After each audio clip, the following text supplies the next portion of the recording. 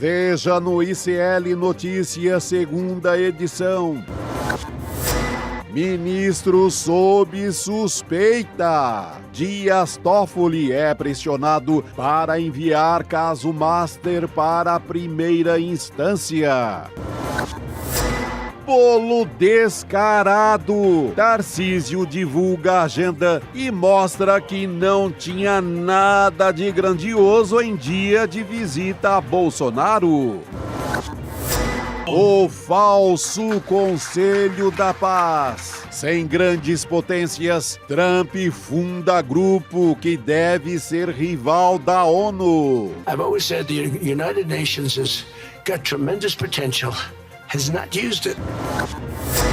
Foco no Oscar. O Agente Secreto recebe 4 indicações. Entre elas, melhor filme e melhor ator para Wagner Moura. O ICL Notícias, segunda edição, está no ar.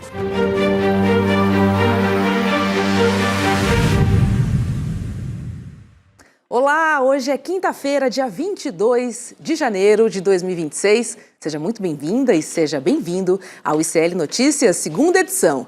Olha, pegando o meme da Gabi, de boas notícias, a gente até vai se esforçar, né, Chico? Mas acho que o roteiro de Brasília, principalmente, não ajuda não, viu, Fábio? Deu a louca no roteirista do Brasil, né? Deu a louca. Aliás, Fábio, seja muito bem-vindo pela primeira vez Roberta. Aqui nos nossos estúdios. Isso, primeira cientista vez político, aqui no N2. que vai estar conosco aqui no N2. Obrigado. Pô, que bacana, meu velho. Opa! Prazerzaço, mestre. Valeu, Fique à querido. vontade, a casa é sua. Muito obrigado. Vamos lá, gente. Vamos começar com notícias não muito claras, mas a gente vai tentar desvendar aqui, né, Fábio? Porque após adiar a visita ao ex-presidente Jair Bolsonaro na prisão, que seria hoje, o governador de São Paulo, Tarcísio de Freitas, divulgou a agenda oficial que prevê apenas despachos internos para essa quinta-feira. A informação reforça a avaliação dos bastidores de que o cenário político influenciou na decisão de Tarcísio para evitar o encontro com Bolsonaro. O governador vive um momento de estresse com a família do ex-presidente, já que os bolsonaristas têm pressionado por um apoio mais enfático à candidatura de Flávio Bolsonaro. O filho 01 do seu Jair chegou a dizer a veículos de imprensa que o encontro seria para Bolsonaro dizer a Tarcísio diretamente que a candidatura dele estava completamente descartada e que este teria sido, então, o motivo real do cancelamento da visita ao ex-presidente Jair Bolsonaro. Aliados afirmam que Tarcísio quis evitar antecipar movimentos eleitorais, já que é cotado para disputar o Planalto neste ano, embora sempre reitere que é candidato à reeleição. Olha, despachos internos, acho que daria para reorganizar a agenda, né? Se o encontro fosse tão importante assim, não dava. A impressão que me dá é que o Tarcísio está ouvindo aquela musiquinha de fundo. Não sei se vou, se fico, não sei se fico ou se vou.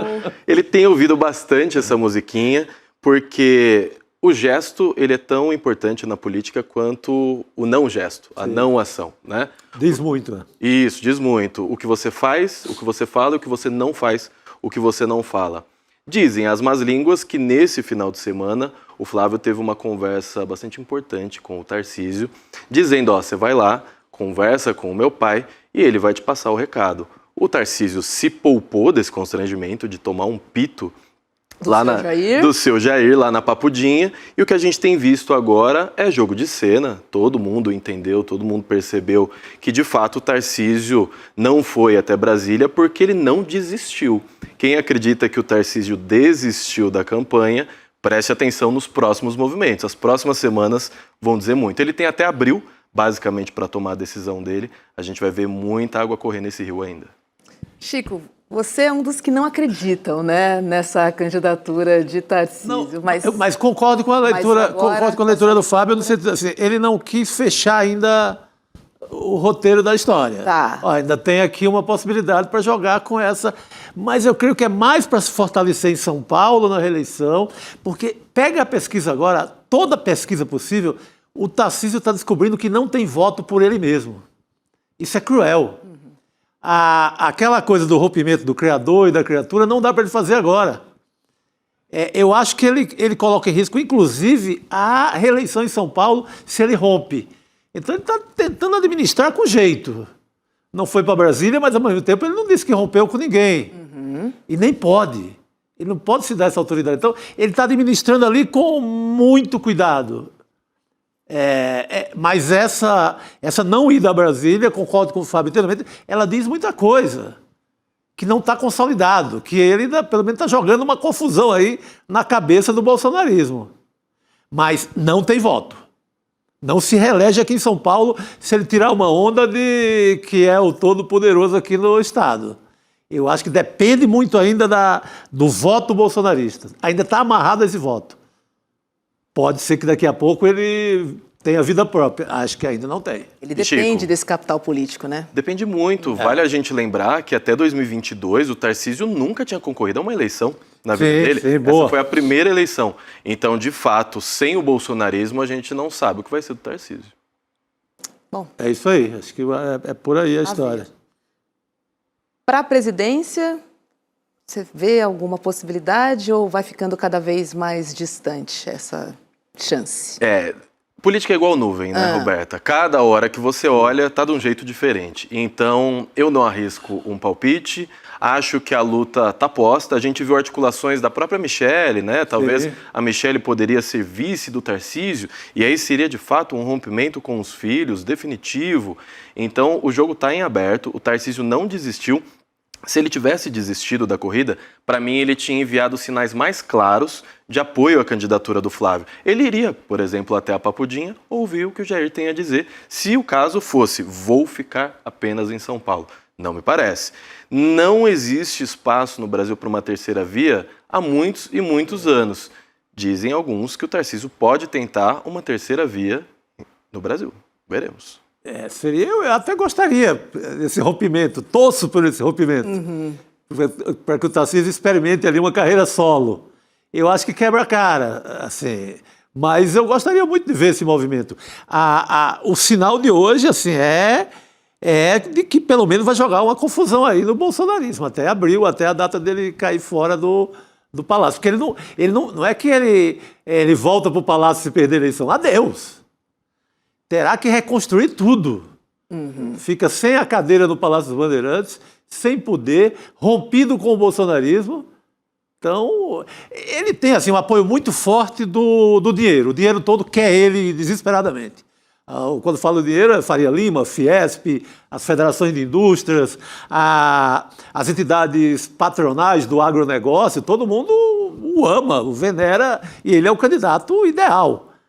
Mas tem um sujeito na Papudinha que é o grande obstáculo. E vale a gente lembrar que o Tarcísio não é do PL, ele é do Republicanos. Então, exatamente. Existe um conflito partidário acontecendo aí também nesse momento. O PL não está satisfeito com o posicionamento do Tarcísio. Valdemar tentou atrair o Tarcísio para o PL, eles têm uma rixa antiga já, não rolou, ele vai permanecer no Republicanos. E eu não arriscaria um palpite em dizer qual vai ser o movimento do Tarcísio. Ouso dizer que nem ele sabe exatamente o que ele vai fazer. Com certeza também está acompanhando essas pesquisas que saem todos os dias, né? Tá. E aí ele pensa, eu sou governador do maior estado do país. E evidentemente que ele ficou tocado, né, Roberto? Teve um período agora, você abria Folha, Estadão, ou ligava ali Globo News e tal, era um verdadeiro clamor pela candidatura dele. Era uma frisson. Nas esquinas da Faria Lima, se ouvia ali o eco do Tarcísio. Exatamente, era uma devoção pelo cara, assim, de uma forma... A mídia também, né? A mídia toda, Muito. Globo News, CNN, tudo, Bandeirantes, todo mundo no mesmo saco. Um amor sem fim. Claro que ele ficou tocado. Será que eu sou o cara? Agora, essas pesquisas são desanimadoras para ele. Mostram o Flávio sempre... Para a contrariedade de todo esse povo a favor dele, o Flávio sempre na frente e muito na frente dele. Essa última da Bloomberg, inclusive, o Flávio deu uma boa descolada, né? O Tarcísio estagnado lá embaixo. Né? A gente viu, Roberta, poucas vezes na história uma liderança política abrir mão do capital eleitoral que ela tem em nome de um terceiro que foi aliado em determinado momento, é aliado até esse momento, Tarcísio, até esse momento, é aliado do bolsonarismo. Mas a gente não vê na história política os grandes poderes, os grandes líderes simplesmente abrirem mão. Não vai acontecer. O Bolsonaro, é o que tem sido dito, ele prefere ganhar, ele prefere perder. Sim. Soltou aqui. Ele prefere perder, estando ali com o poder concentrado no sobrenome Bolsonaro, do que ganhar ficando refém de um Tarcísio ou do Centrão, por exemplo. Ele não abre mão desse nome, que para ele é muito forte. Então, tem o meu sobrenome... E eu creio que dentro, e é realmente melhor para ele no cálculo, é realmente melhor perder com o filho, manter o nome vivo. perder com a marca Bolsonaro, do que entregar para um Tarcísio, para um Ratinho Júnior, por mais que sejam aliados, vai para o espaço a ideia do clã. A ideia do clã se dilui. Adeus. Demora a retomar aquele climão de 2018, que ele reinava e mandava no Brasil, e que ganhou fácil ali, e que ganharia de qualquer um naquele momento. Então, é muito mais jogo, eu acho que ele está certíssimo. Pensando, óbvio... Eu faria a mesma coisa. Pensando da maneira egoísta, que é a única forma que ele sabe pensar, é muito mais jogo ele ir com o Flávio e perder do que arriscar com outro nome. Continua ali, né? Carimbando Bolsonaro. Sim, vai fazer senadores, vai fazer uma bancada. Horário na televisão, enfim. E vai fazer uma bancada boa, vai fazer muitos no Senado, vai ter um grupo político muito forte. E um passo além também, né, Chico, que é sobre entrar para a história. Se ele for um presidente que passou 4 anos à frente do Brasil, depois foi preso e tudo mais, daqui 30 anos, daqui 50 anos, talvez a gente ouça falar cada vez menos de Jair Bolsonaro. Mas se a família permanece no poder, outra história. Eles estão cravando o nome dele aí de fato na história. Assim como a gente vê os movimentos do Trump querendo desesperadamente entrar para a história. É isso. O pessoal quer ser manchete. Pô, Todos os dias, de ninguém preferência. larga. E está nos livros do futuro. Agora, que tipo de história? Que tipo de livro?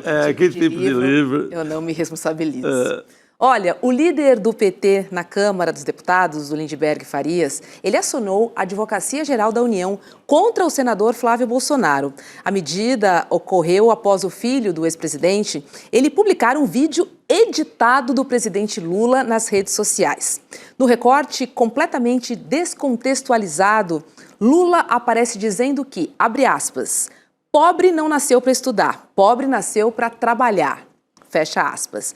E aí Lindbergh diz que a edição do vídeo, ela suprimiu trechos, reorganizou frases e construiu artificialmente o discurso, além de atribuir ao presidente a posição oposta, né? Típico de desinformação audiovisual.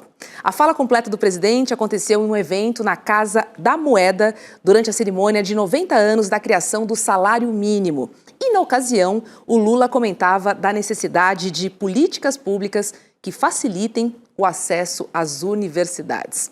Questionada, a assessoria do senador Flávio Bolsonaro ainda não comentou o assunto. Vai dar um migué ali, não vai comentar, né? Mas eu acho que esse tipo de vídeo que ali vira uma fake news, eu acho que o assunto é mal escolhido pelo bolsonarismo. Se bota Lula em relação à educação, o Lula é o cara que criou 14 universidades federais, incontáveis institutos públicos federais. Talvez a educação seja, depois da questão de combate à fome, seja a grande questão do Lula. Até agora, no terceiro governo. ProUni, quem criou condições mínimas para pobre entrar em universidade foi Lula, é uma marca muito ligada a ele. Então, eu acho que esse é o tipo é importante rebater, como o deputado está fazendo, entrar na justiça, mas eu acho que essa não colou. Não, é diferente daquela do Pix, lá do deputado de Minas. Aí sim, estrago. Essa aí eu acho que não fez estrago nenhum. É importante mostrar que está vigilante e que vai combater. Vai entrar na justiça, questionar e etc. Mas eu acho que essa não tem estrago. Agora, já antecipa um pouco do que pode acontecer nas eleições desse ano. Além da inteligência artificial, a manipulação, os recortes para as redes sociais. E aí fica complicado porque até tirar do ar a mentira já colou. Já colou. E a mentira, Roberta, ela roda muito, muito mais do que o desmentido, né? Então, se a mentira rodou para 1 milhão de pessoas, o desmentido vai chegar para 100 mil, às vezes 10 mil pessoas. Então, eles fazem um cálculo e é exatamente o que eu iria dizer. Estamos só em janeiro de 2026, de um ano eleitoral super importante para a história brasileira. O que eles estão fazendo é um balão de ensaio. Deixa eu fazer um teste aqui, estico a corda, para ver como é a reação também. A gente tem que lembrar que o TSE esse ano vai estar na mão do Cássio Nunes Marques. Né? Então... E do André Mendonça, a dupla vai estar no comando. O Cássio e ele de sub ali. O que a gente precisa estar sempre bastante atento é como também a esquerda se comunica nas redes sociais. A gente não pode ficar só na defensiva. Nunca precisaremos fazer o que eles fazem em termos de mentira, em termos de fake news, mas a gente tem que ter uma linguagem mais acessível nas redes sociais. A gente tem que aumentar esse alcance da esquerda nas redes sociais, porque lembremos, não é só a eleição presidencial. A gente tem um Congresso que 18%, 20% dele é progressista. Todo o restante ou é centrão, direita ou extrema direita. É muito importante a esquerda começar a prestar atenção do jeito que se comunica, nas mensagens que ela coloca para frente e, principalmente, chegar em cada vez mais pessoas. Não dá para a esquerda falar só para a bolha. E a linguagem também, né? Eu acho que a gente precisa atualizar o formato da linguagem hoje, que ela é muito rápida, ela é curta e ela é... diferente desse formato que a gente tradicionalmente usa na esquerda, né? Que é uma apuração, um texto um pouco mais rebuscado, ancorado, obviamente. E muitas vezes essa técnica não vai funcionar para as redes sociais. Na maioria das vezes não. Eu creio que nesse sentido a comunicação oficial do Planalto com o Sidônio, ela é melhor do que a da militância e do que a esquerda no geral. Acho que a esquerda é mais velha nesse sentido do que a própria comunicação oficial, que está muito ligeira, está muito rápida, está muito boa. A mudança que essa comunicação oficial sofreu com a entrada do Sidônio Palmeira é absurda. Eu acho que ela tem, e principalmente por conta de pessoas que vieram da equipe do João Campos do Recife, que fazem parte dessa equipe do Sidônio hoje. Veio muito uma orientação parecida com o que se fazia muito no Recife, e a comunicação oficial mudou muito, está muito boa. Mas a da esquerda, da militância, peca muito nisso. Às vezes explicação demais. A pesquisa, a intelectualidade. A gente vê uma preocupação da esquerda com medo de ser rasa, né? Não vou ser raso assim. Faz um vídeo de 1 minuto e meio e coloca a fonte. Dá para você adaptar a linguagem de forma como que ela seja um funil. Então você começa com 1 minuto, depois as pessoas que se interessarem por aquela pauta, se você for convincente o suficiente, elas vão avançando, vão compreendendo mais. O que não dá, e eu sou da academia, é só para a gente ficar numa linguagem acadêmica que só cientistas políticos compreendem. Não é possível do povo, assim. Totalmente. Assim, é uma linguagem realmente muito complicada. Agora, ontem a CNN disse que o Sidônio talvez não saia da SECOM. Teoricamente, ele iria para a campanha do presidente Lula até para levar toda essa bagagem, né, dessa nova cara de comunicação do governo federal. Tomara que ele tenha feito bons discípulos, né? A ver. Sempre deixa um ou outro ali. Tem uma moçada lá, mais jovem também, e que funciona, e é quem está fazendo essa operação, né? O Sidônio funciona ali como um orientador, um guia ali do conteúdo, assim, mas quem bota a mão na massa e faz esse vídeo mais veloz, mais comunicativo, mais rápido, mais TikTok, é essa moçada jovem com esse reforço que veio de Pernambuco. Muito bom. Olha, tem uma pesquisa da Atlas Intel Bloomberg que foi divulgada hoje e ela aponta qual é o maior problema do Brasil. Vamos dar uma olhadinha nos números. Bota na tela, por favor. Olha lá. A corrupção, a gente está vendo aí, é o principal problema do Brasil, para 64,9% dos brasileiros. A criminalidade e o tráfico de drogas aparecem em segundo lugar, com 49,9%. Já o extremismo e a polarização política vêm em terceiro, com 25,2%.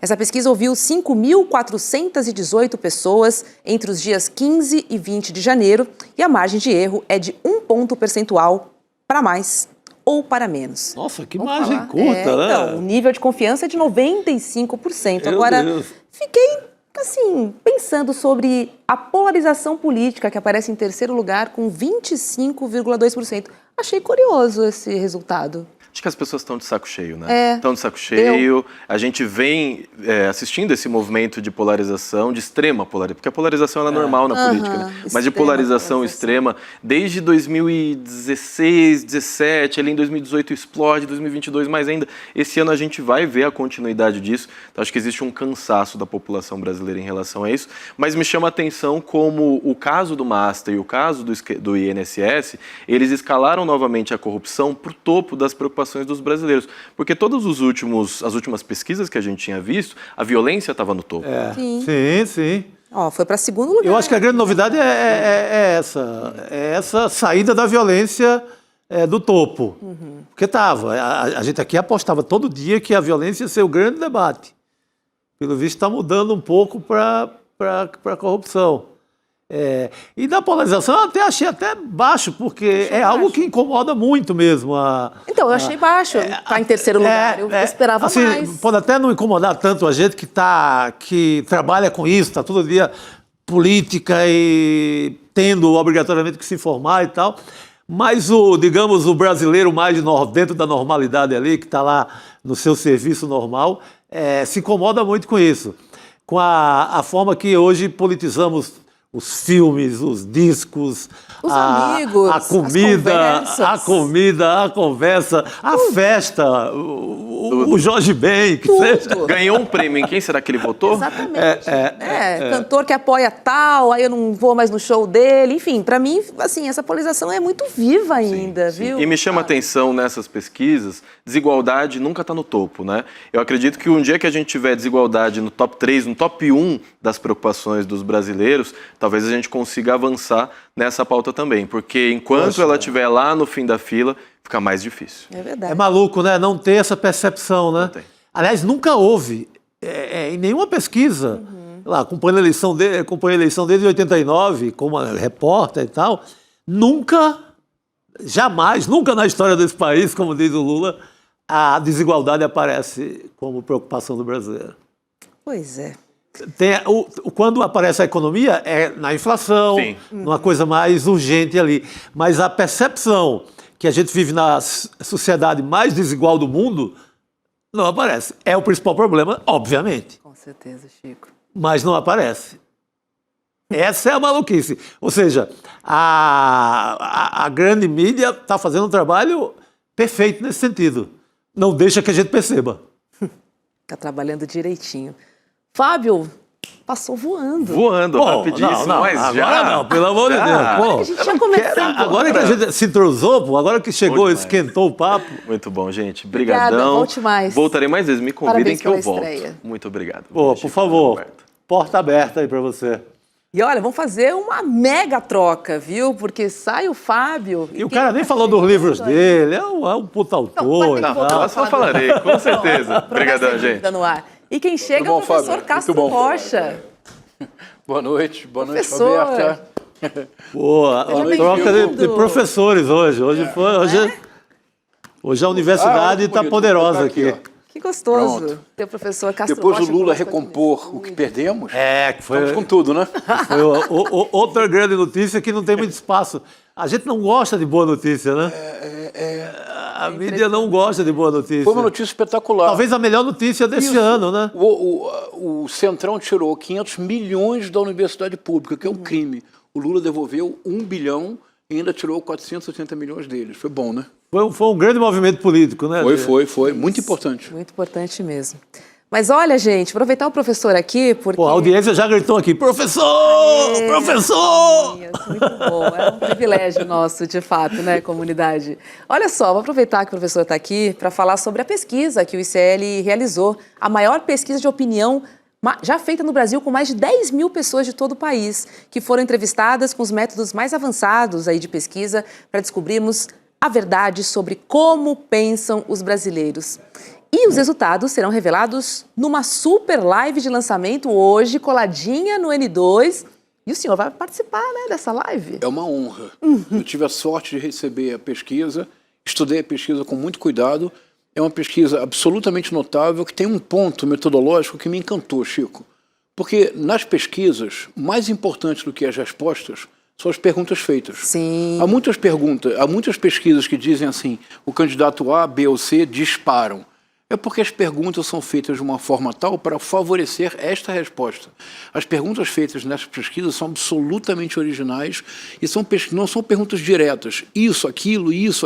São perguntas que procuram reconstruir uma mentalidade, um espírito de época. As novidades são muito impressionantes. Muito bom. Não, estou curioso. Não folheiei ainda a pesquisa. Estou Daqui a curioso. pouco, hein? Daqui a pouco. Eu, como bom acadêmico, tenho todas as minhas anotações no caderninho. Pô, professor, que coisa boa. Vamos fazer o seguinte, para matar um pouquinho a nossa curiosidade, o nosso repórter Vitinho foi para as ruas investigar o que é que o brasileiro pensa sobre temas muito importantes, principalmente em ano de eleições. Vamos ver o Vitinho na rua. Vamos perguntar para os populosos, queremos saber o que pensa o brasileiro. Você se considera uma pessoa de esquerda, direita ou de centro? Esquerda. Considero de esquerda com várias críticas à esquerda. Eu não sou de nenhum. De esquerda. Eu me considero de esquerda. Para você, ajudar os pobres é uma responsabilidade do governo ou dos indivíduos? Eu não acho que a palavra seja ajudar, mas seria do governo. Também do governo. Tinha que estar na lista deles, né? De ajudar assim. Do governo. De um todo, né? Qual deveria ser a prioridade do governo hoje? Eu acho que a saúde e o ensino. Combate à corrupção. Educação. Vou falar educação. Vou dar o exemplo da minha escola. Quase não tem professor. Quando chove lá fica pingando muito. E querendo uma coisa que atrapalha os estudos, os ensinos. Quando o investimento ele começa na base, você consegue formar melhores jovens. Você vai trazendo melhores condições e formando melhores opiniões também. Você acha que se envolver com política, acompanhando notícias e discussões, é importante ou é inútil? Fundamental. Bom, nós tá sabendo das coisas, né? Nós tá sempre ligado no que tá acontecendo hoje em dia. Depende da mídia. É bom, é importante, mas existe muita fake news e tá muito polarizado e o pessoal acredita em qualquer coisa. Então, assim, tem que ir atrás, mas com responsabilidade. A mídia, quando ela passa informação, ela tem que ser imparcial. Formar não só pelo meio da TV, né? Porque lá eles falam que eles querem que a gente entenda. Olha, adorei a resposta. Depende da mídia. Porque a gente sabe que, dependendo da mídia, ela vai favorecer A, B, um posicionamento. Então, assim, é interessante a gente Muito bom. ficar atento assim, sobre isso. E olha, os resultados da pesquisa, a verdade sobre como pensam os brasileiros, você descobre ao vivo, daqui a pouquinho, às 8 horas da noite, aqui no ICL, tá? Então, vai dar tempo de tomar uma água, assim, e já senta. Corre lá, se você ainda não fez a sua inscrição, vai lá em icl.com.br/pesquisa, que ainda dá tempo de você garantir a sua cadeira para acompanhar essa pesquisa do ICL, que vai ser importante para a gente refletir sobre os temas que realmente importam, não aqueles que a gente acha que importam. Tá bom? Professor, vamos falar do Conselho da Paz de Donald Trump? Vamos. Vamos nessa? Vamos. Porque o presidente dos Estados Unidos, ele lançou oficialmente hoje o seu Conselho da Paz. É o seu, né? Porque é dele mesmo, assim. O evento aconteceu em Davos, na Suíça, mas não contou com a presença de potências europeias e também do Brasil. O lançamento teve apenas a presença de líderes submissos a Trump, né? Estou falando de Javier Milei, além de representantes do Paraguai, Marrocos, Armênia, Hungria e também de Israel, um grande aliado aí dos Estados Unidos. Donald Trump, obviamente, que fez duras críticas à ONU, mas também aliviou e disse que o Conselho da Paz deve atuar em conjunto com a organização. Vamos ver. I've always said the United Nations has got tremendous potential, has not used it. But there's tremendous potential in the United Nations, and you have some great people at the United Nations. But so far it hasn't. You know, on the 8 wars that I ended, I never spoke to the United Nations about any of them. And you would think that I should have. You would think they could have done those 8 wars, but they couldn't have. And they tried, I guess, in some of them, but they didn't try hard enough. But there's tremendous potential with the United Nations, and I think the combination of the Board of Peace with the kind of people we have here, coupled with the United Nations, can be, you know, something very, very unique for the world. It's for the world. This isn't United States. This is for the world. Professor Castro Rocha, Board of Peace. Muito bom, né? E o logo, né? É incrível. A logomarca, que Olha, é uma cópia. 3 da comentários logomarca da rápidos para escutar vocês. O primeiro, É muito bom que vocês tenham mantido o inglês do Donald Trump, com legenda. O inglês dele é o inglês infantil de 5ª série.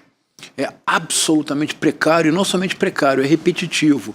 Ele tem os recursos linguísticos dele, na própria língua, são muito limitados. Por isso ele repete sempre, ele fala muito, muito, muito, muito, muito, sempre. Segunda observação, estamos no universo do George Orwell, 1984, era 9 língua. Você fala amor quando você deseja ódio, você fala paz quando você almeja guerra. Esse conselho de paz é simplesmente um conselho de guerra. Sim. E dentro desse conselho de paz há uma proposta que é absurda, que é isentar o Netanyahu de qualquer tipo de crime. É algo similar ao que os militares fizeram no Brasil com a lei da anistia, para assegurar impunidade para crimes imprescritíveis. Os crimes do Netanyahu contra o povo da Palestina são crimes de guerra e, portanto, são crimes imprescritíveis. Último comentário. Você percebe a mentalidade do Trump. Na verdade, o Trump, em inglês, eu diria short-sighted. Ele não consegue ver um palmo assim, além do nariz. O que ele está propondo é a criação de um club VIP. É como se fosse assim, o Hotel Hilton. Sim. Tem o Hilton Diamond. É isso. Porque para fazer parte do clube, ele quase chama de clube, né? Você vê que ele quase falha, ele fala a club. Para fazer parte do clube da paz, você paga $1 bilhão de sócio permanente. A mentalidade é a mentalidade empresarial de 5ª categoria. Não é. Total. E você vê quem foi chegando, né? Israel, Javier Milei. Esse povo todo aí, a extremona direita do mundo todo. É clube, né? A ideia ali é isso. Você paga para entrar no clube, mas não decide nada. É isso, exatamente. Você compra o título, né? E entra. Vai na piscina e tal, mas não manda nada. O seu direito é bater palmas para o Donald Trump. Exatamente. E paga $1 bilhão para bater palmas. Arábia Saudita, esse povo está todo aí. E um crime, Roberta, é que eles querem reconstruir Gaza. Na verdade, nós estamos voltando a algo que era tão absurdo que nós não levamos a sério. Deveríamos tê-lo levado a sério. No início da guerra, o Trump publicou um meme na conta pessoal dele, era uma imagem em que ele se mostrava como se fosse o dono de um resort. Qual era o resort, vocês lembram? Sim. Era Gaza reconstruída. O que ele está propondo é a reconstrução de Gaza. Agora, o máximo da corrupção. Quem será um dos líderes, o responsável, o CEO dessa reconstrução? O cunhado. As organizações Trump. É muita vilania e ostentação, não é? Sem limite. A nossa produção separou a logomarca para a gente ver, né, do Conselho da Paz, e a gente vai mostrar para vocês agora. Olha só, professor, assim, nossa, praticamente uma cópia, né? Só que assim, da logomarca da ONU, só que aí não aparece o mundo. Isso. Boa. Só que aí não aparece o mundo, aparece ali a América do Norte, tem um pedacinho ali, ó. E é uma alusão ao Império Romano com essa... e dourado, né? Ali com... Dourado. É uma leve alusão ao Império Romano. Porque, na verdade, o que ele quer impor ao mundo é como a Pax Romana. A Pax Romana do Império Romano era mais ou menos simples, Roberto, era assim. Temos uma guerra, eu aniquilo, destruo você, temos paz. É a Pax Americana do Trump. Uma vez tudo destruído, teremos paz. A paz se estabeleceu, não é? E sobre a nova Gaza, que será erguida em 3 anos, a ideia é transformar, de fato, né, o território em uma costa de turismo, com prédios de luxo. Faz parte do acordo também uma garantia de imunidade e anistia para Benjamin Netanyahu, contra denúncias de crimes contra a humanidade. E aí, ao comentar o projeto, Trump parecia muito reviver seus tempos de magnata do setor imobiliário. Dá uma olhadinha. And it's all about location. And I said, look at this location on the sea. Look at this beautiful piece of property, what it could be for so many people. It'll be so great. People that are living so poorly are going to be living so well. But it all began with a location. That's the vision. They look out on the waters and very few places are like it.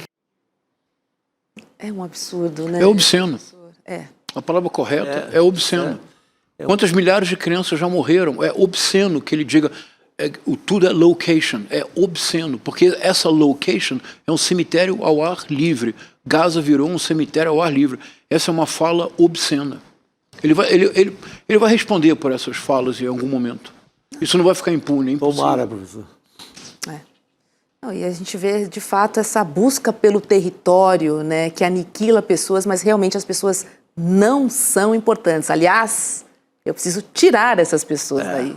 Eliminá-las. Implementar o meu projeto. É eliminação, assim, claramente. Assim, a gente vê um projeto sendo executado, professor. E, de novo, o mundo observa, olha, mas não consegue fazer absolutamente nada. Quem está falando de Gaza hoje em dia? Ninguém mais. Ninguém. Adeus. Esqueceu há séculos. O ICL.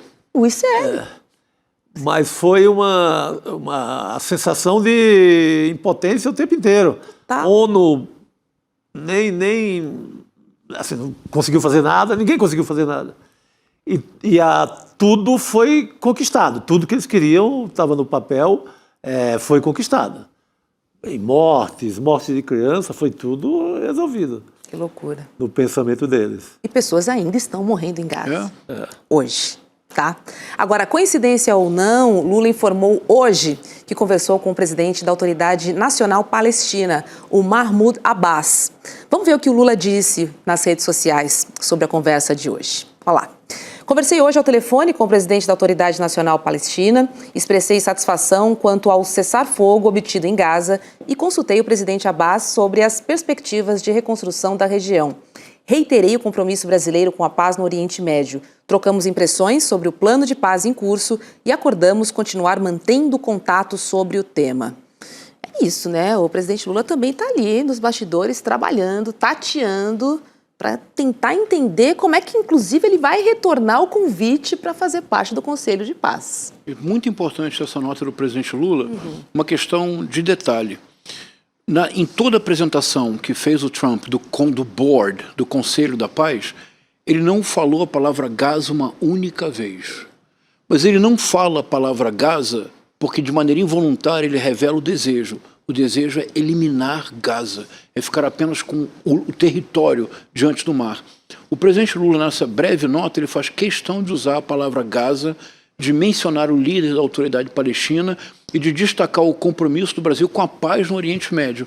Há um ponto que talvez o governo pudesse usar mais, Chico, é que no último ano, a partir do enfrentamento ao tarifaço do Trump, as exigências do Trump, o Lula tem crescido. Eu diria que o Lula hoje está crescendo tanto quanto o cinema brasileiro no exterior.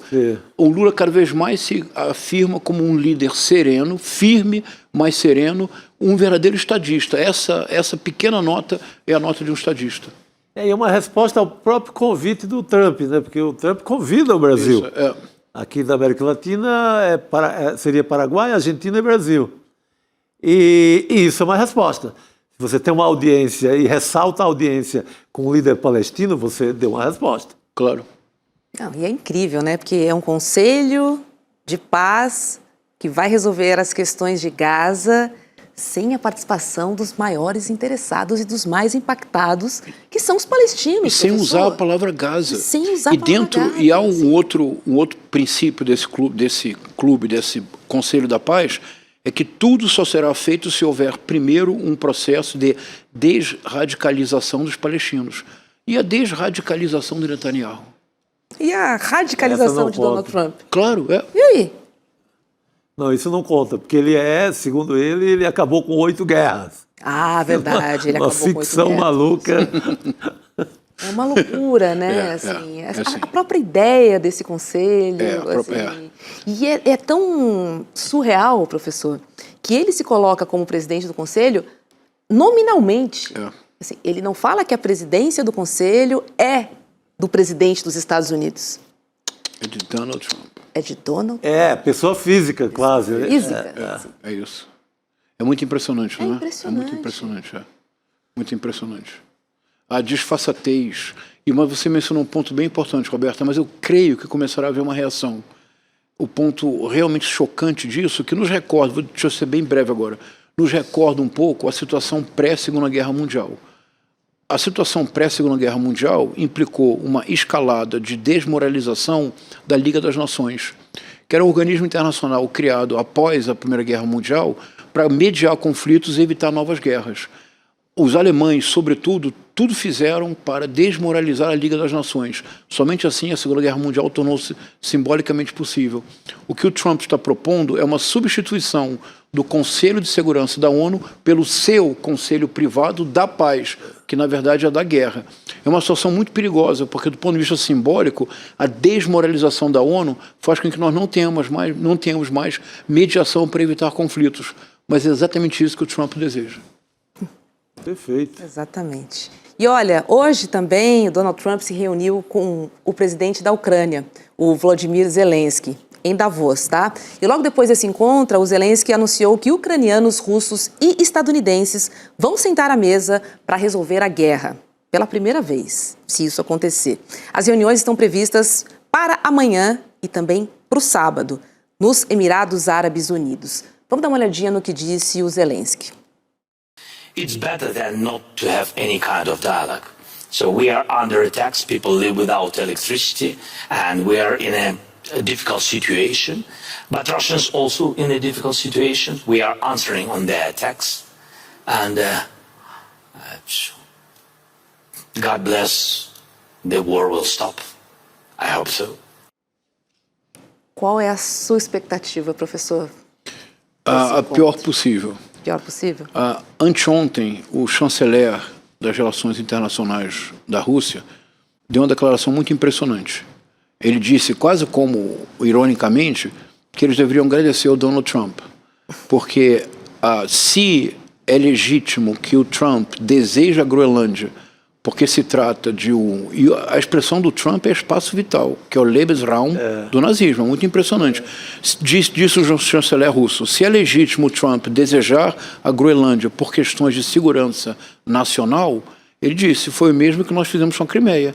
Nós invadimos a Crimeia por uma questão de segurança nacional. Então isso é muito impressionante, porque as ações do Trump, o Trump tem antagonizado aliados históricos, e tem favorecido rivais do presente. Quer dizer, as ações do Trump na economia, com os tarifaços, fortaleceram de maneira inesperada a China.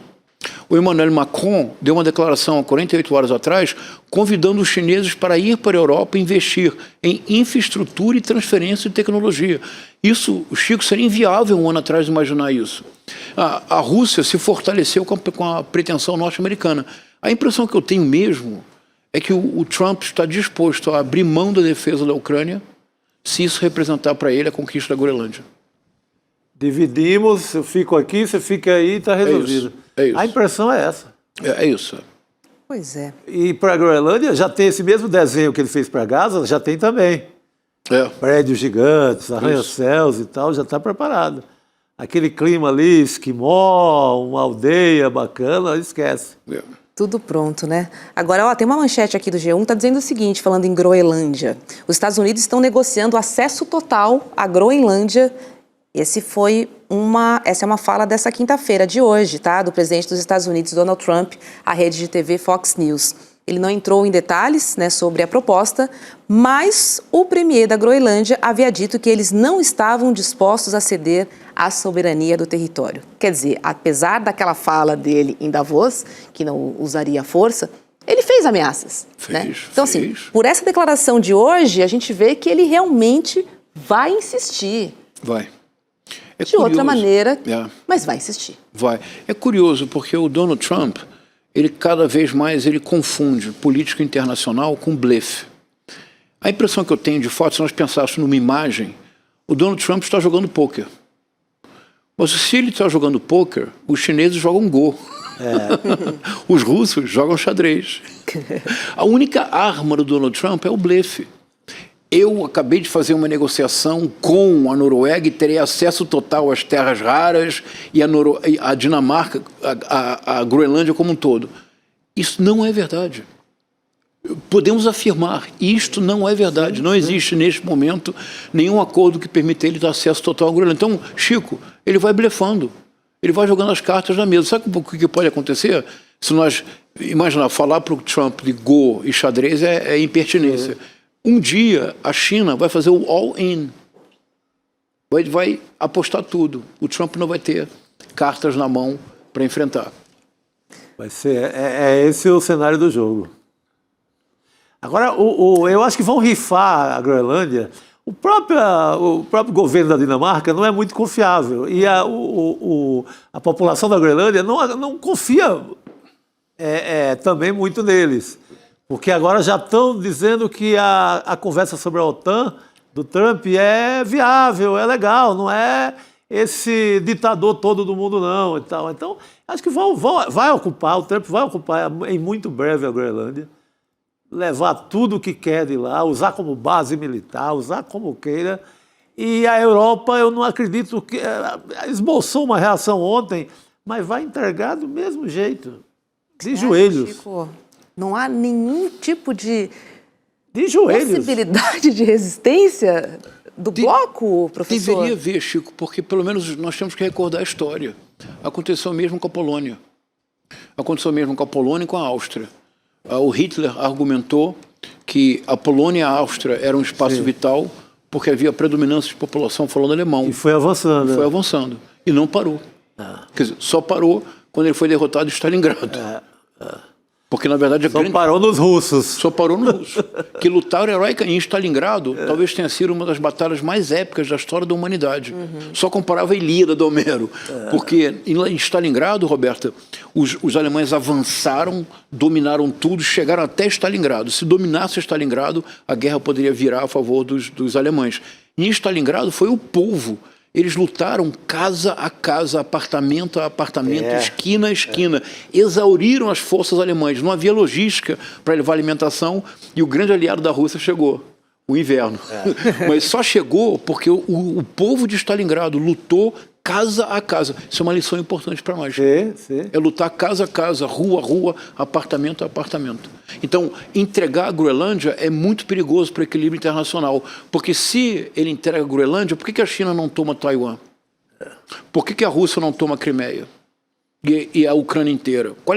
Objetivamente falando, se os Estados Unidos tomam a Groenlândia, por que esses outros movimentos não acontecerão?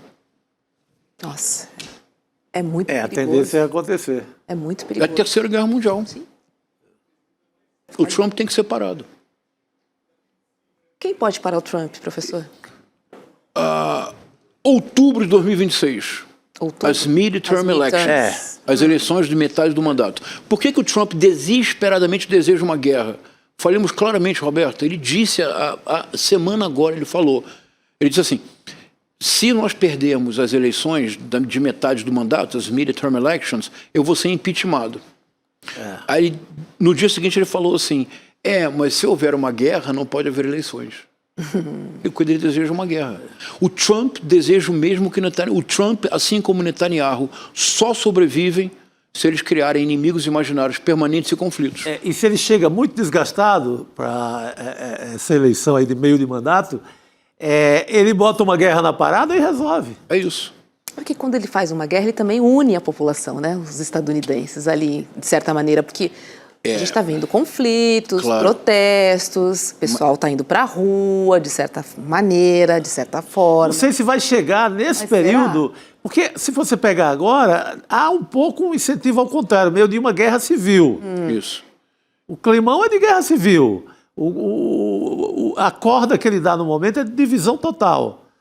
Latinos fora, só fica branco, só a minha turma e etc. Mas eu acho que diante de uma derrota assim, iminente, uma derrota que não tem jeito nas eleições do meio do mandato, ele apela para uma guerra porque só tem a guerra, só tem como último recurso. Eu acho que ele não une o povo, ele tentaria lançar a mão de um instrumento legal. Mas me ocorreu algo agora. Posso falar uma coisa muito ousada?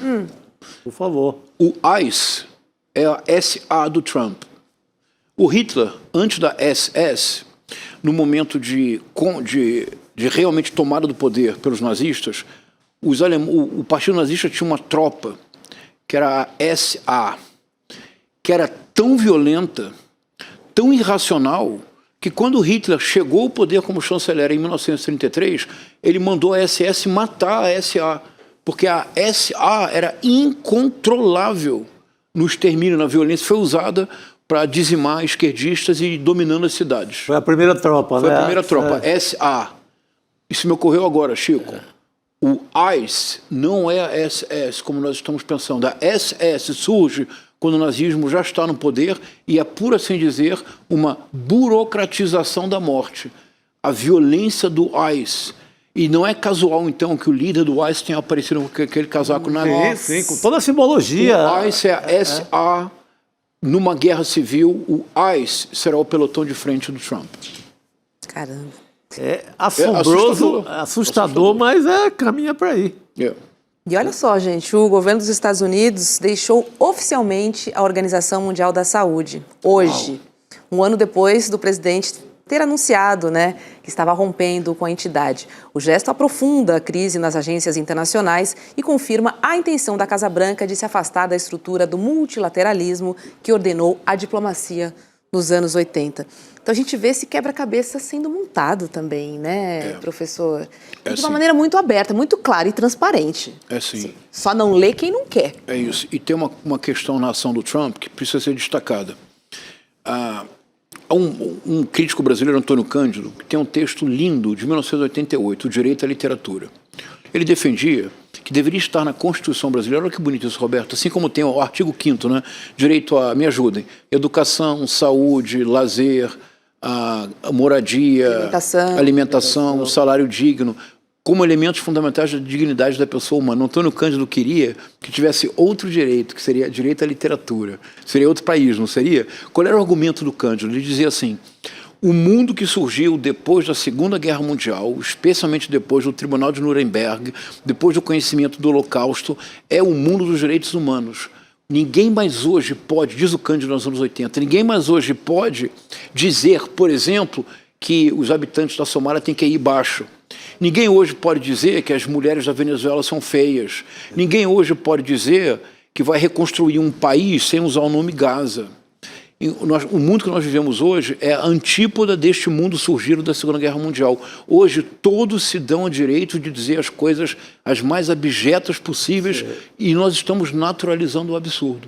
Isso que representa o Trump. Porque a gente ouve todo dia o absurdo, Chico. É isso. Todos os dias a gente ouve o absurdo. Chega uma hora que você fala... Eu me acostumei com isso. Exato. Ele discursa lá em Davos assim com a maior naturalidade e desce... O repórter pergunta também com a mesma naturalidade. É tipo assim, e aí, qual a data mesmo da invasão da Groenlândia? As venezuelanas são feias mesmo, sabe assim? É isso. Já está dado como fala contada, a nova verdade. Ele disse, não pensei que eu achava que a população do Somália tivesse um QI mais baixo ainda. É uma declaração absurdamente eugenista, nazista, é uma declaração... As pessoas deveriam ter se levantado e ido embora na hora. Ninguém fez nada, ainda bateram palmas. Isso que acontece também. Agora, professor, como de costume, aqui no N2, né, o senhor faz um paralelo da realidade com a literatura, e a gente adora isso, tá? Hoje a gente tem Machado de Assis, uau! Né, de um livro... Quincas Borba. Exatamente. Eu vou pedir para nossa produção botar aqui na tela, porque a gente tem alguns trechos. Eu vou pedir para aproveitar a sua presença aqui para essa leitura, professor, por favor. Ai, que bom. Então vamos lá, rapidissimamente. Vai. Quincas Borba é um romance de 1891. Foi o romance mais difícil da vida do Machado de Assis. Ele publicou Memórias Póstumas de Brás Cubas em livro em 1881. Ele levou 10 anos para publicar o romance seguinte. Isso nunca tinha acontecido. Ele publicava de 2 em 2 anos um romance novo. Ele publicou em folhetim, depois em livro. Nenhum outro romance ele modificou tanto quanto Quincas Borba. A impressão que eu tenho é porque nós não nos demos conta do que o Machado fez. É tão moderno o que o Machado fez que nós não temos horas para ver. Rapidissimamente é assim. Quincas Borba é a biografia de um personagem chamado Rubião, um professor modestíssimo de Barbacena que recebe uma herança inesperada do filósofo Quincas Borba, o criador do humanitismo, e fica riquíssimo. E não sabe o que fazer com dinheiro. E o romance, se a biografia é a narrativa de uma vida exemplar, de uma autoridade, Quincas Borba é a primeira narrativa que eu conheço da desintegração progressiva da personalidade. É uma biografia às avessas, por isso foi tão difícil para ele. Há um momento em que o filósofo Quincas Borba tenta explicar para o Rubião a essência do humanitismo. Posso ler? Pode. Por favor.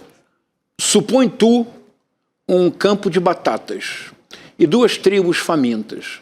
As batatas apenas chegam para alimentar uma das tribos, que assim adquire forças para transpor a montanha e ir a outra vertente, onde há batatas e abundância. Mas se as duas tribos dividirem em paz as batatas do campo, não chegam a nutrir-se suficientemente e morrem de inanição. A paz, nesse caso, é a destruição. A guerra é a conservação. Ao vencido, ódio ou compaixão. Ao vencedor, as batatas. As batatas. Uma dessas, essa conquista que o escritor tem, não é, Chico? Uma frase se torna uma expressão proverbial do idioma. Todo mundo fala. Falada na rua, no boteco, pra Todo mundo sempre, fala, não é? É. Ao vencedor as batatas. Mas eu não sei se entenderam bem a frase. Pode colocar de novo lá na tela? Eu quero mostrar uma coisa que é bem importante. É que quando nós lemos assim, ao vencedor as batatas, é como se as batatas fossem um prêmio, não é isso, Roberta? Ao vencedor as batatas. As batatas não são a finalidade. As batatas não são o prêmio.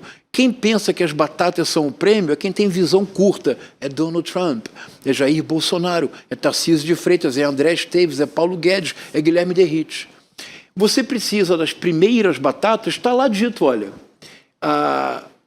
para transpor a montanha e ir a outra vertente, onde há batatas e abundância. Então, ao vencedor as batatas, não para ficar com elas, para alimentar-se e realizar o gesto importante.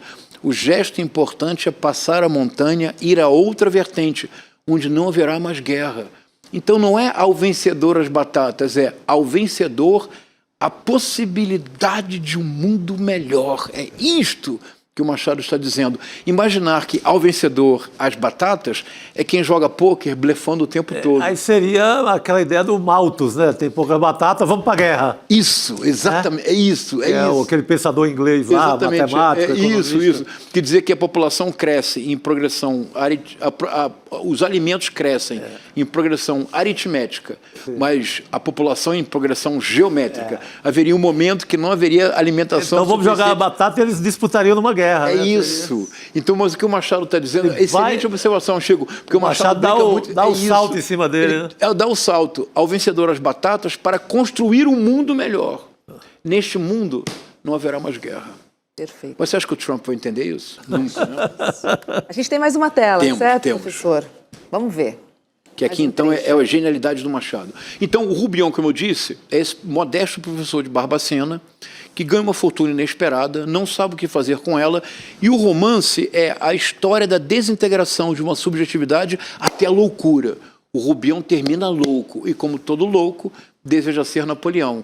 Mas como Machado é o de Assis e é um gênio, o Napoleão que o Rubião deseja ser não é o que nós pensamos. Vamos ler, Chico, olha que genial, Chico. Então, o barbeiro relanceou os olhos pelo gabinete, onde fazia principal figura a secretária, e sobre ela os dois bustos de Napoleão e Luís Napoleão.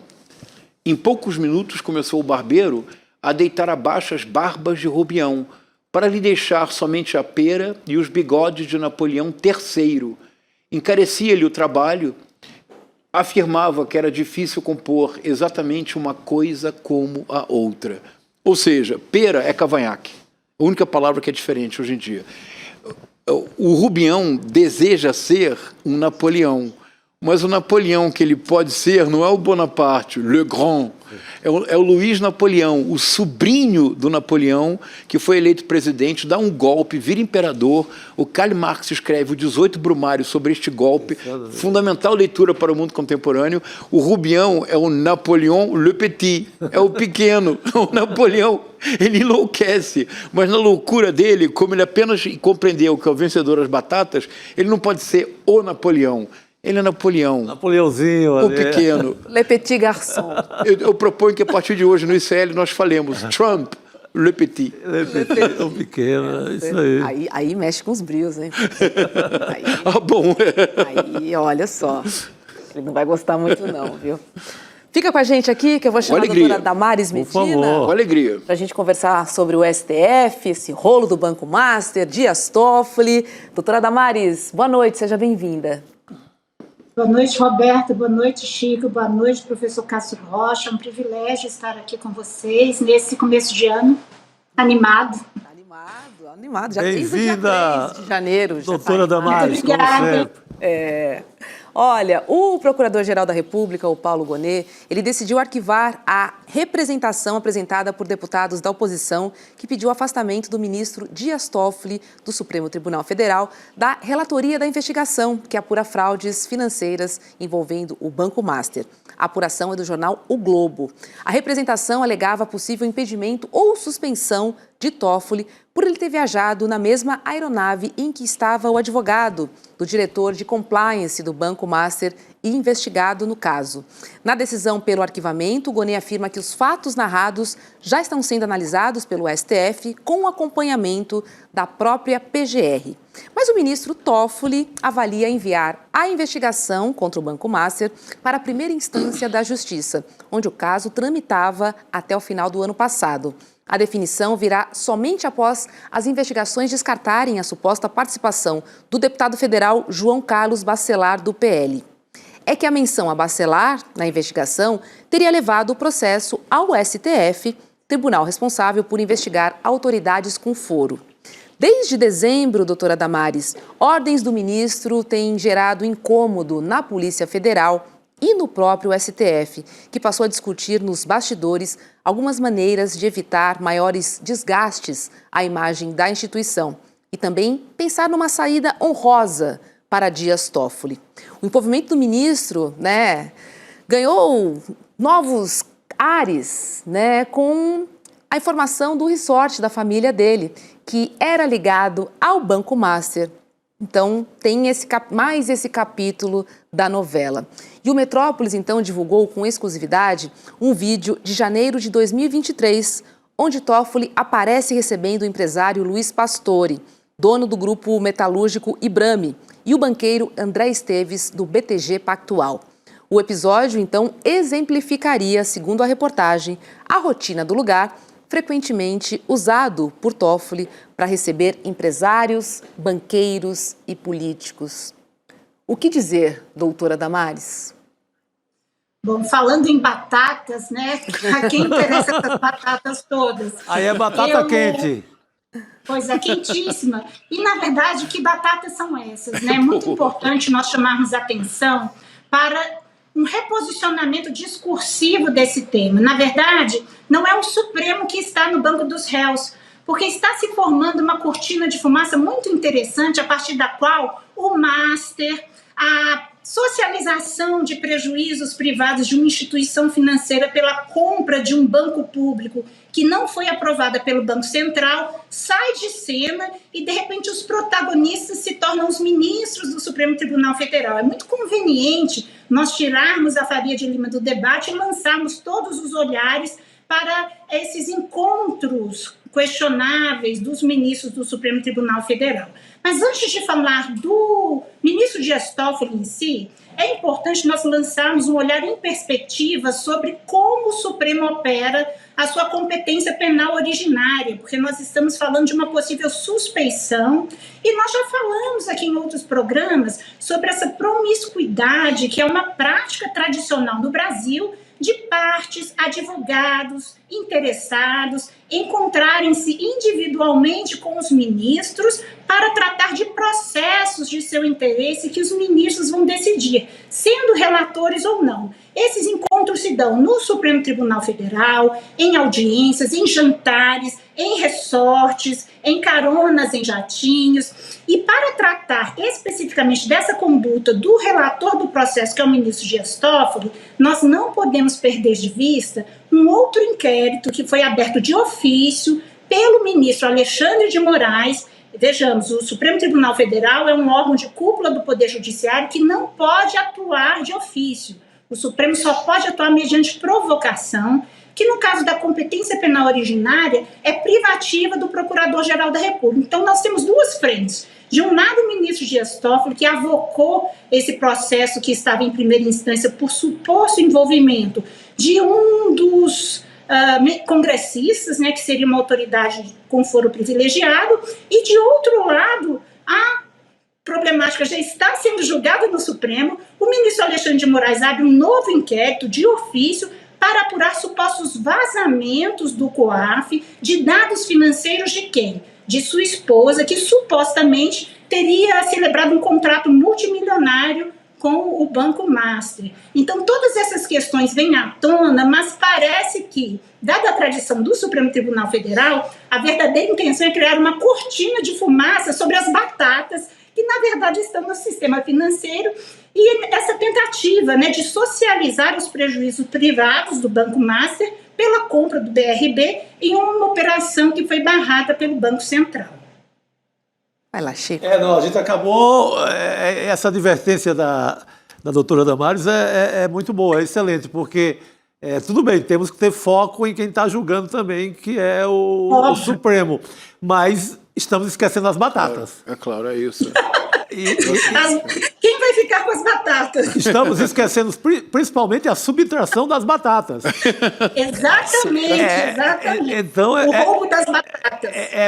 A doutora foi pedagógica nesse sentido. Dá para a gente falar dos vícios do Toffoli no sentido de se deixar contaminar pela relação adocicada com as autoridades, com os banqueiros, etc.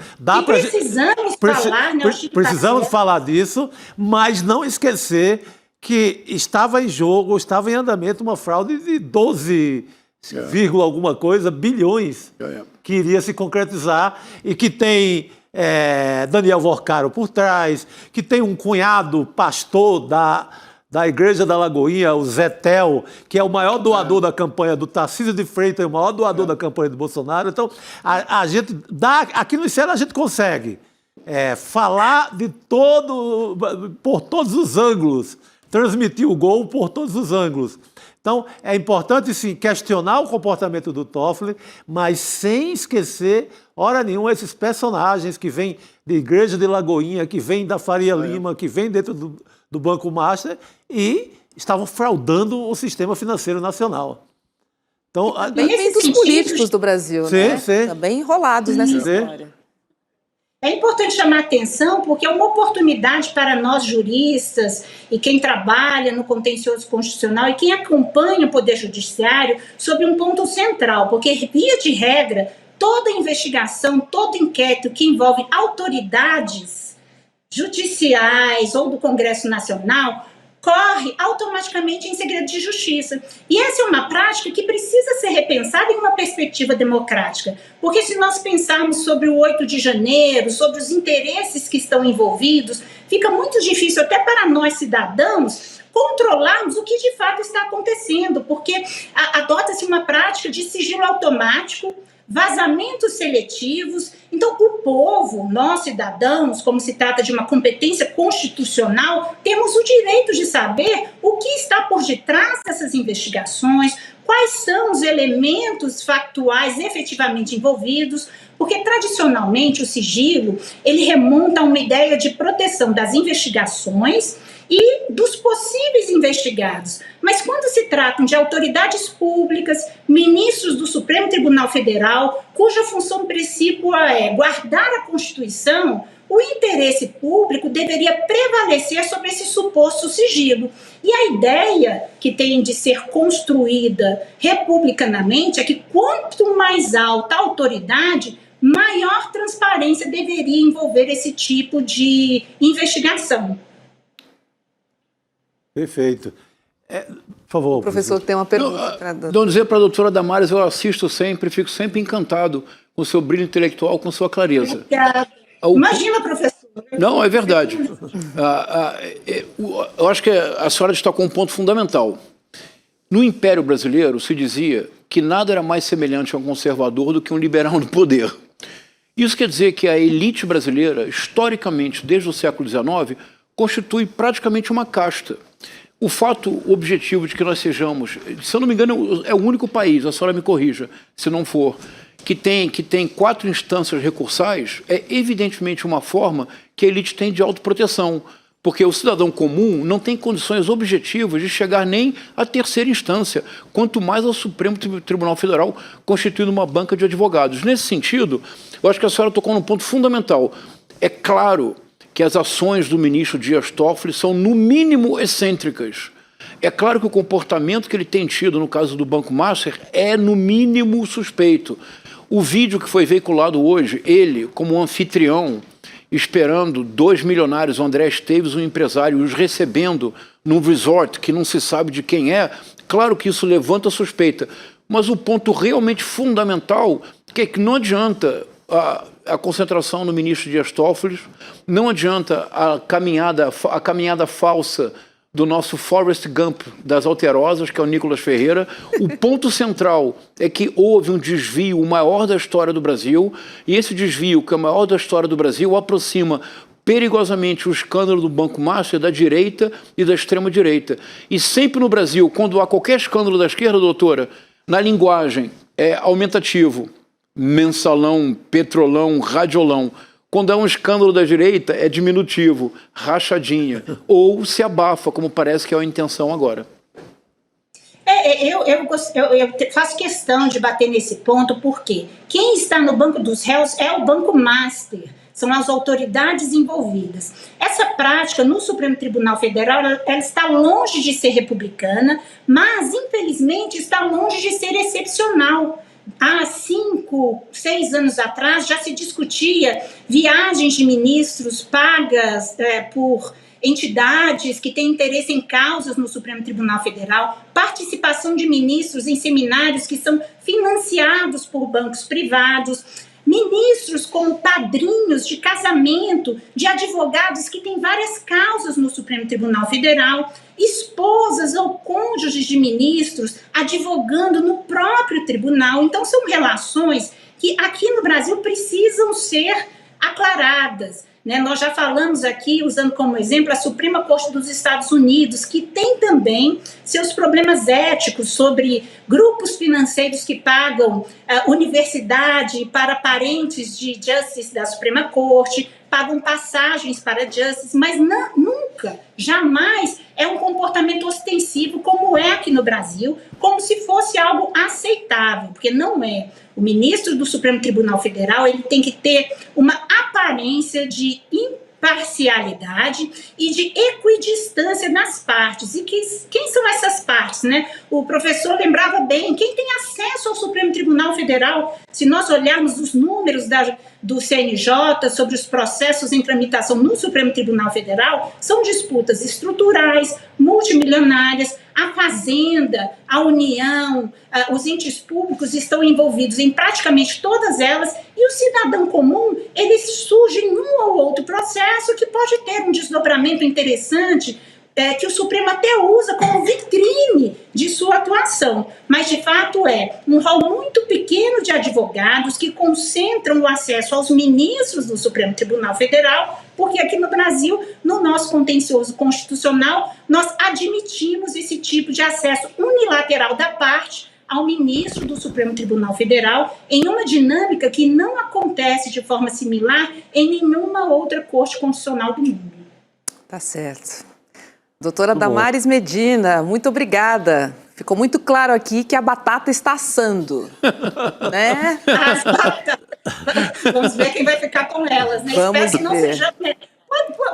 Pode ser que sejamos nós, mas que nós possamos dar esse segundo passo aí que o professor tão bem lembrou e brilhantemente registrado por Machado de Assis. Exatamente. Muito bom. Muito obrigada. Vamos acompanhar essa novela que tem muitos capítulos. Obrigado, professor. Obrigada. Ela é brilhante, né? É de uma clareza, né? Né? Muito bom. Super didática, né? Porque o juridiquês é difícil da gente entender também, né? Conseguir traduzir, de fato, é uma arte. Vamos falar sobre a notícia do dia? A melhor notícia que a gente poderia ouvir hoje, que é o seguinte: o Agente Secreto vai concorrer em 4 categorias do Oscar, minha gente.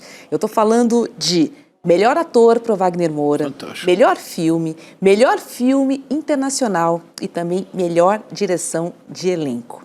E para conversar com a gente hoje, eu vou chamar um baiano arretado, que é o André Uzeda. E por que eu tô falando que é um baiano arretado, Uzeda? Boa noite para você. Porque, vemos aqui Bahia e Pernambuco sendo muito bem representados, hein? Seja bem-vindo. Boa noite, Robes. Boa noite, Chico. Boa noite, professor Castro Rocha. Boa noite. Realmente, uma notícia muito boa, né? Assim, uma força da região Nordeste, né? Que tem o diretor, o Kleber Mendonça Filho, indicado ao 2 prêmios, né, de melhor filme e melhor filme internacional, além também de elenco, né? Afinal, ele faz a organização do elenco, e o baiano Wagner Moura de melhor ator. Então, mostrando a força da união Bahia-Pernambuco, que a gente até falou na última participação, que é chamado de Peba, mas que de Peba não tem nada. E os dois representando muito bem a cultura nordestina e trazendo uma problemática nacional, né? Os efeitos da ditadura militar no Brasil, como ela se organiza em diversos setores da sociedade, aí no caso, na cidade de Recife, em Pernambuco. E é um filme muito singular, porque assim, não poderia ser de outra forma senão Recife, porque é a máxima de Tolstói, né, de você pintar sua aldeia, ser universal pintando sua aldeia, né? E o filme fala de Recife, mas para falar de Brasil e do mundo, de repressão, autoritarismo, de como a ditadura está ali em todos os setores. Talvez ela seja um verdadeiro agente secreto, né, porque está espionando todos os outros e está presente desde uma foto de Geisel na parede até os agentes indo lá e investigando as pessoas, fazendo escuta, sumindo com as pessoas, com os corpos. Então, assim, é um panorama gigantesco da ditadura militar, mas ambientado numa cidade muito singular e universal, que é Recife. Muito bom. Bom, falando de Recife, eu passo a bola aqui, ó.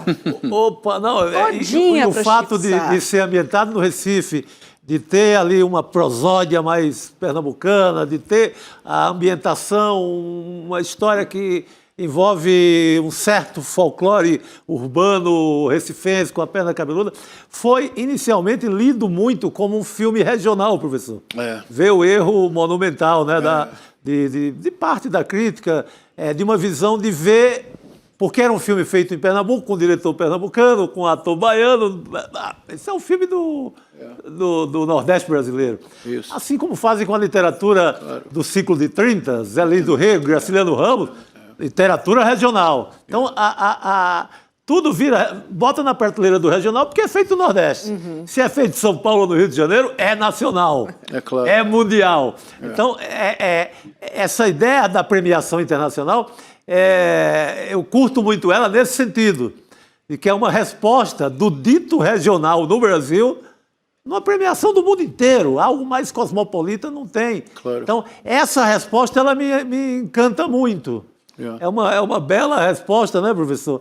A tentativa de empacotar qualquer coisa que é feita fora dos eixos como algo filme regional, filme de Pernambuco, Pô, parece que é um filme do mundo, E que foi muito bem compreendido, né? Porque se ele fosse tão regional assim, ninguém teria entendido nada, né? Principalmente lá fora, certo? Posso fazer uma observação para o André, para ter a opinião dele? Claro.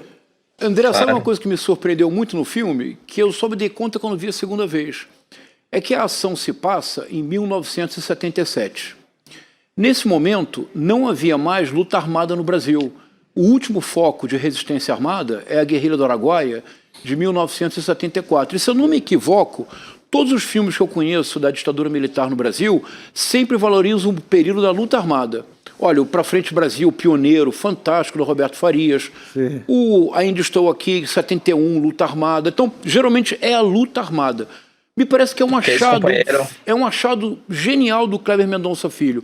Se já não há luta armada, não há mais nenhuma justificativa para tortura, para execução do adversário, para ocultação de cadáver. Eu acho que isso dá a ditadura pela primeira vez no cinema brasileiro trabalhada do seu ponto de vista empresarial, a ditadura como um business. Eu acho que isso, André, cria um elo inesperado com o mundo contemporâneo. O que é o mundo das grandes plataformas, se não uma ditadura enquanto business? Perfeito, professor. Eu acho que é uma opção muito certeira do Kleber Mendonça Filho, porque ele pega esse período da distensão, né? O governo Geisel, que aí vem culminar, inclusive, com a anistia de 79, que muita gente, inclusive, acaba lendo Geisel como um período mais brando da ditadura, embora ainda tenha tido torturas e desaparecimento de opositores. Então, acho que é uma leitura muito interessante e tem um outro ponto também que é muito assertivo do Kleber, porque ele vai falar da corrupção dentro da ditadura militar. O grande vilão do filme, né, que é o empresário que quer se locupletar dentro do poder e sabota a universidade pública, é um caso clássico de corrupção. E há um discurso brasileiro muito canalha até, de dizer que a ditadura militar não havia corrupção. Não havia porque não havia imprensa investigando, não havia parlamentar denunciando. Então há um discurso hoje na atualidade que a ditadura era um período de limpeza moral, de que o poder público agia, os empresários estavam todos bem intencionados e os governantes eles estavam sendo imbuídos do melhor poder público, mas na verdade não tinha fiscalização, não tinha transparência, não tinha imprensa. Então eu acho que ele vai nessa linha também de denunciar uma corrupção da ditadura. E há várias delas, né? A Transamazônica é um caso absurdo de desvio de dinheiro público.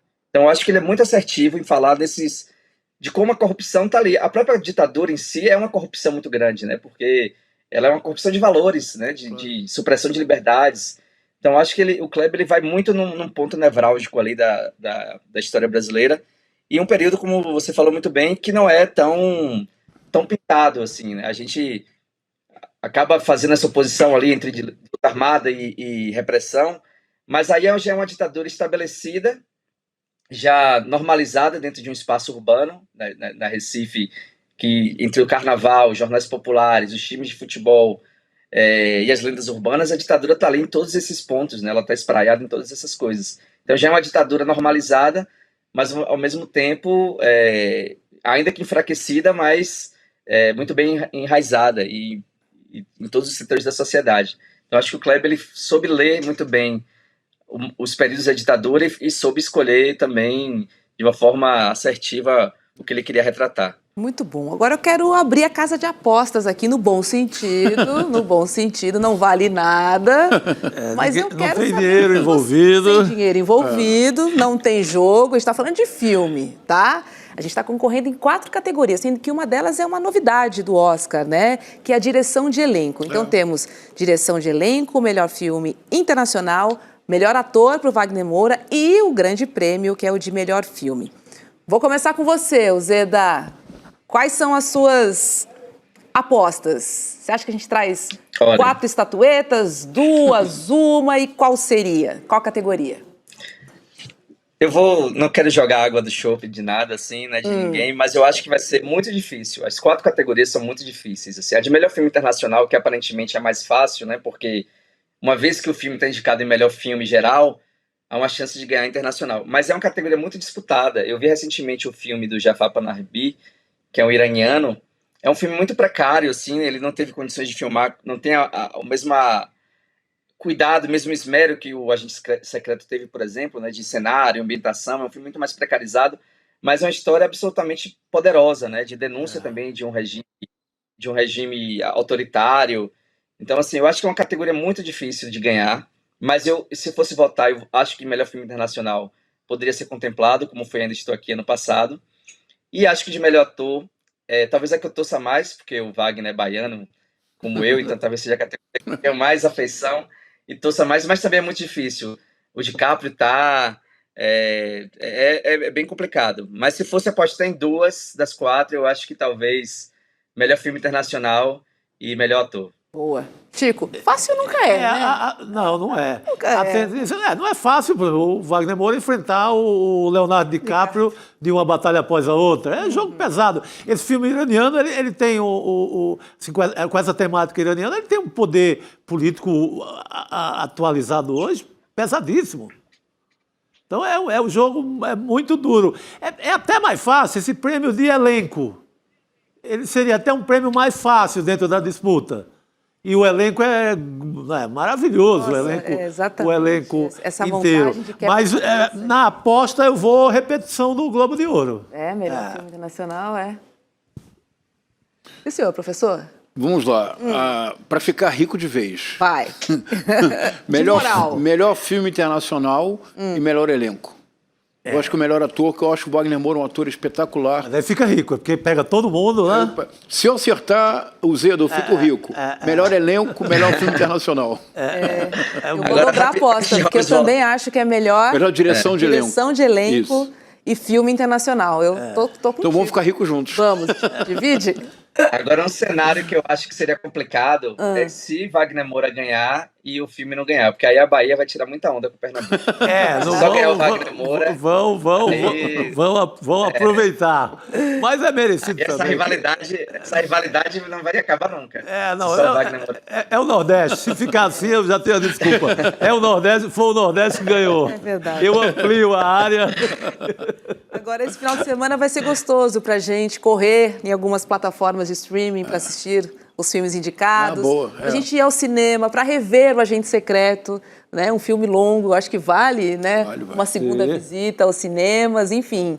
E comemorar, né? Porque a indicação também já é muito valiosa e é muito importante. Pensando que, enfim... É muito importante para o cinema brasileiro no geral, porque... Pô, isso é o incentivo que vai ser para a garotada, como o Kleber falou lá no Globo de Ouro. Quero que isso sirva para o jovem diretor de cinema, o cara que está começando a fazer seu curta, sinta-se incentivado, né? Poxa, claro. O cinema o que o cinema mexeu com o Recife dos anos 90, desde o Baile Perfumado, que é o primeiro filme, o Pernambuco tem uma grande safra de cinema nos anos 20 e volta nos anos 90. E depois do Baile Perfumado se faz todos esses filmes premiados assim, em Cannes, Berlim e etc., principalmente por conta de política pública, que a gente esquece. A primeira lei de incentivo ao cinema, ao audiovisual, focada só nisso, com a obrigação de ter dinheiro via lei, não dependendo da cara, se o governo gosta ou não do cineasta, foi em Pernambuco a partir dos anos 90. Então, você vê assim, o Kleber agora pode ganhar um Oscar. Ele pode ganhar um Oscar, uma história que começa no incentivo público ao cinema de Pernambuco. Muito bom. Muito bom. Então são coisas que, às vezes, na festa a gente esquece, né? Claro. Só estendendo seu comentário, o Wagner Moura também, ele é filho de uma lei de incentivo do regime carlista, de Carlos Magalhães, ao teatro baiano. Ele, o Lázaro Ramos, Vladimir Britia. Então você vê que realmente faz a diferença, né? Quando o poder público incentiva. E olha que a gente está falando do regime carlista, que não era nem, não fazer muitos elogios, mas de fato transformou o teatro baiano e veio uma leva de atores ali a partir do filme A Máquina, a peça A Máquina, de João Falcão, e são atores que estão até aí hoje, né? Estão internacionalmente, nacionalmente, desempenhando grandes papéis. Então, realmente, o incentivo à cultura, ela faz uma diferença absurda. Muita verdade. Coisa. E era tudo que Bolsonaro não fazia. Queria. Não, ele lutou desesperadamente. O filme da Petra lá, houve intervenção do governo para tirar de lista de Oscar. Exatamente. Gente. Talvez ele sonhe que o filme sobre ele um dia possa concorrer ao Oscar. Sei lá, né? Tem um filme sobre ele, né? Tem um filme sobre ele sendo rodado, né? Vai saber. O Zeda, vamos torcer. Vamos torcer porque acho que vale a gente mandar as melhores energias aí. Por favor. Pelo menos uma estatuetazinha para casa, de novo. Não, duas. De 4, 2, acho que... Tá bom, né? Tá bom. Se vierem as 4 também a gente vai adorar. Se vierem as 4, ainda tem uma quinta, pode vir uma quinta, que é a do Adolfo Veloso, que também concorre com um Sonho de Trem, de fotografia. De repente vem 5, né? Nossa, vamos ver. Aí é demais. Aí é festa. Aí vou pra galera. Zeda, obrigada. Vamos torcer. Boa noite pra você. Valeu, querido. Valeu, gente. Obrigado. Beijo e abraço. Valeu. Só alegria, né? Hoje os posts, né, do Kleber vendo, né, que o filme tinha sido indicado. Sim, não, festa total, a gente merece. Bombou, vários memes, aí vem os memes e vem tudo junto nesse pacote que a gente adora, né? Afinal de contas, viva o cinema nacional, né? A gente precisa valorizar cada vez mais e ir pro cinema, viu? Apesar de que tá caro pra caramba, vamos falar a verdade aqui, mas... Tá caro. Não é um programa barato, mas se você puder, acho que vale comprar sua pipoquinha e curtir. Tem o Cine CL também, mas esse fim de semana vamos maratonar, porque tem no streaming, pra você que tá, né, com o bolso mais apertadinho, dá pra assistir no streaming, tá bom? É isso aí. Vamos curtir o Oscar. Obrigada, viu, Chico, professor? Obrigado, querida. Obrigado. Primeira vez que eu participo com vocês o programa inteiro. Foi uma alegria. Muito bom, professor. Obrigado, Roberto. Obrigada. Um beijo aqui do nosso chat. Obrigado. Muita batata para a nação brasileira. Batata para a nação brasileira. Valeu, comunidade. Não esqueçam, às 8 horas da noite tem super lançamentos da nossa pesquisa aqui no ICL. Beijo. Até amanhã. Amanhã sextou. Nos últimos meses, o mercado financeiro do Brasil viu de tudo. Dólar oscilando, bolsa surpreendendo, fundos multimercados se recuperando depois de anos. Enquanto isso acontecia, muita gente que segue o mercado tradicional simplesmente não entendeu nada. Porque a verdade é uma só. O que o consenso do mercado fala não é necessariamente o que acontece no mundo real. E é justamente por isso que no dia 29 de janeiro, às 8 horas, eu, Débora Maganha, vou estar lado a lado ao Eduardo Moreira no Mapa da Mina de 2026. Uma aula gratuita para te mostrar os caminhos para os investimentos e finanças em 2026, mostrando as tendências para dólar, bolsa, juros, fundos e oportunidades, sem o filtro da Faria Lima, sem interesse escondido e sem armadilha.